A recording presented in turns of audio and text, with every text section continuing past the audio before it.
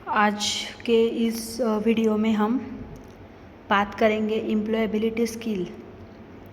तो एक simple word में देखा जाए तो एम्प्लॉयबिलिटी स्किल्स क्या होता है कि उसका एक सिंपल डेफिनेशन ये है कि एम्प्लॉय एबिलिटी स्किल्स, मतलब जो भी एम्प्लॉय है वर्किंग में तो उनके लिए क्या, उनके एबिलिटीज़ क्या होनी चाहिए, तो और उनमें क्या स्किल होना चाहिए for successful development of individual, और हमारे वर्किंग प्रोफेशन के लिए और हमारे वर्क के रिलेटेड हमें क्या क्या स्किल्स आने चाहिए, इसके बारे में आज हम इस लेक्चर में बात करने वाले हैं।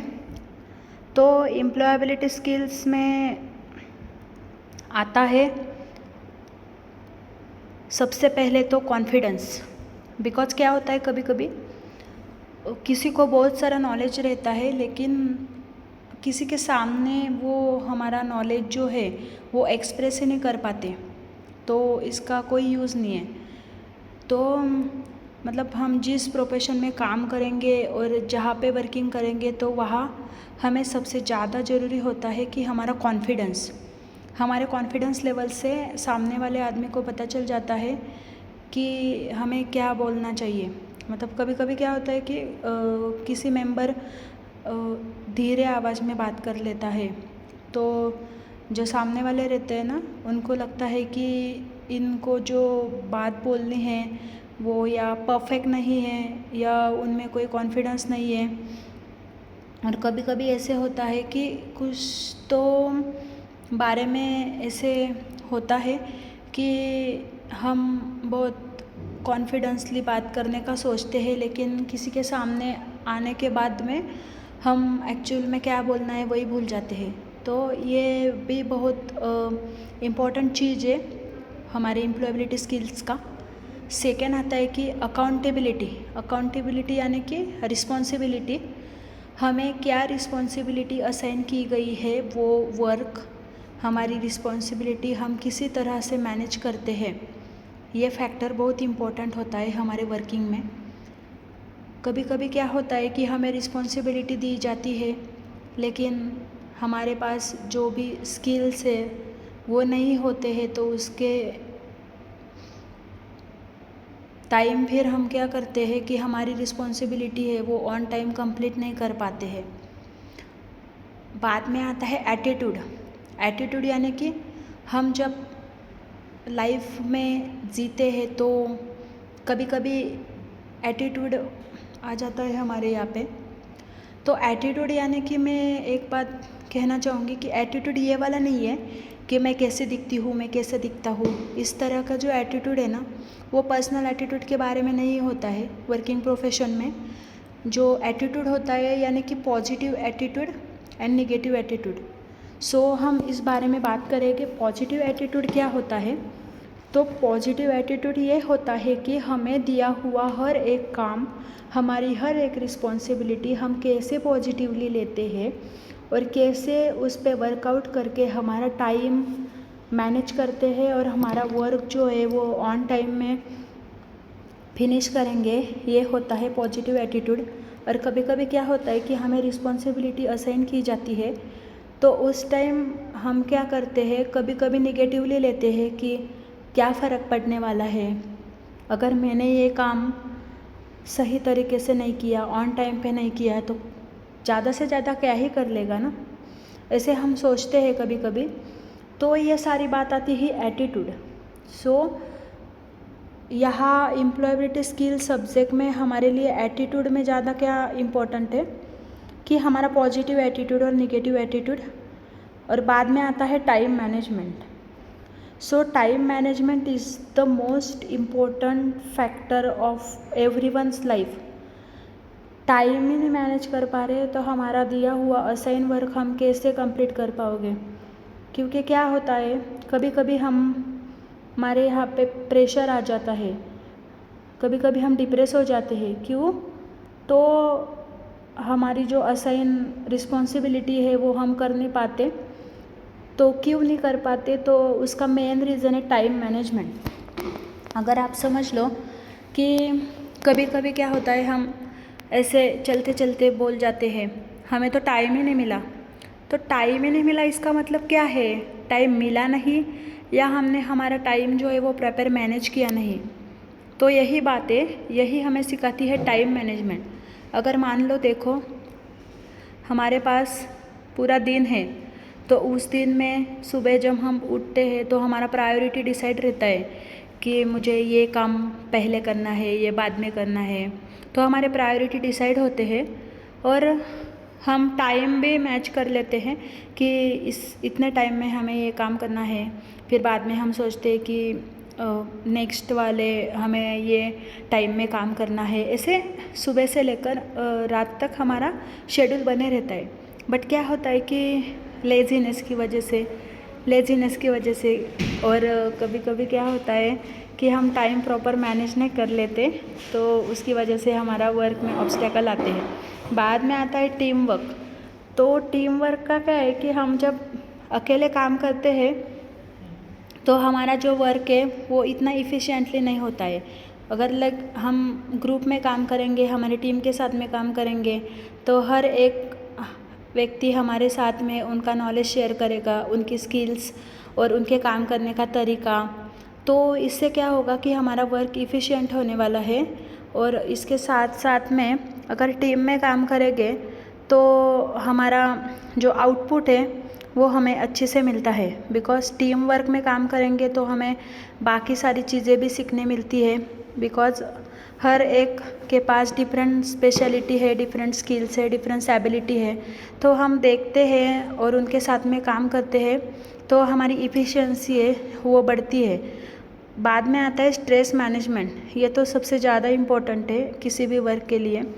बिकॉज़ क्या होता है कि स्ट्रेस मैनेजमेंट में अगर हम आ गए तो हमारा पूरा जो शेड्यूल है ना वो डिस्टर्ब हो जाता है। कभी कभी फॉर एग्ज़ाम्पल मैंने किसी इंडस्ट्री का लिया, तो उस इंडस्ट्री में कभी कभी क्या होता है कि रिस्पॉन्सिबिलिटी असाइन कर दी जाती है। कभी कभी ऑन प्रायोरिटी टास्क रहते हैं तो हमें ज़्यादा रिस्पॉन्सिबिलिटी असाइन होती है। तो हमें हमारा काम जो है वो वर्क ऑन टाइम करना पड़ता है। तो हमें सुपरवाइज़र बोलते हैं कि आपको ये काम फिनिश करना है। लेकिन क्या होता है कि हमें कभी कभी स्ट्रेस आ जाता है। तो वो स्ट्रेस क्यों आता है? तो वो बाकी जो एम्प्लॉयबिलिटी स्किल्स है वो हमने डेवलप ही नहीं करे हैं। जैसे कि काम असाइन कर दिया है तो वो काम का प्रॉपर टाइम मैनेजमेंट हम कर नहीं पाए, उसकी वजह से हमें स्ट्रेस आ गया। कभी कभी तो एटीट्यूड आ जाता है कि नहीं, मुझे तो ये काम दिया था, मेरा यही काम है, मैं एक्स्ट्रा काम क्यों करूँ।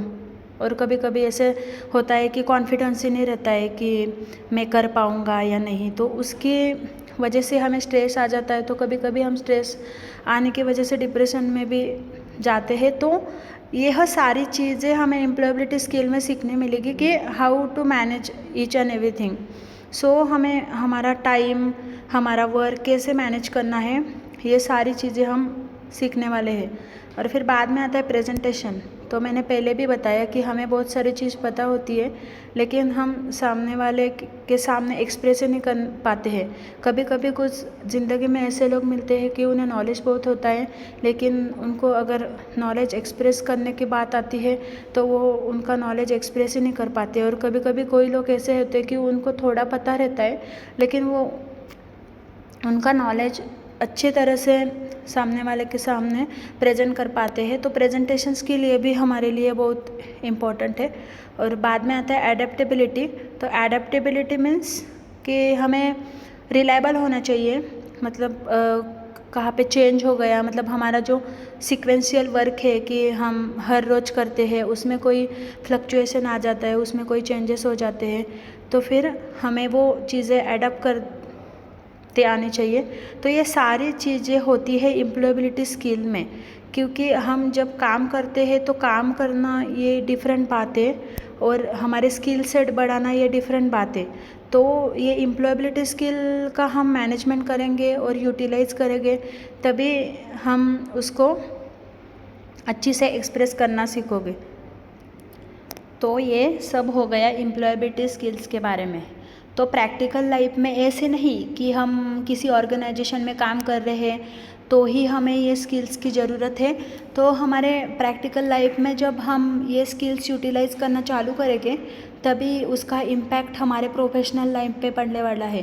क्योंकि अब फॉर एग्ज़ाम्पल मैं स्टूडेंट्स का एग्ज़ाम्पल ले रही हूँ, तो स्टूडेंट्स के बारे में क्या होता है कि स्टूडेंट्स पढ़ते हैं और पढ़ते पढ़ते उनको कभी कभी उनका प्रेजेंटेशन भी देना बनता है।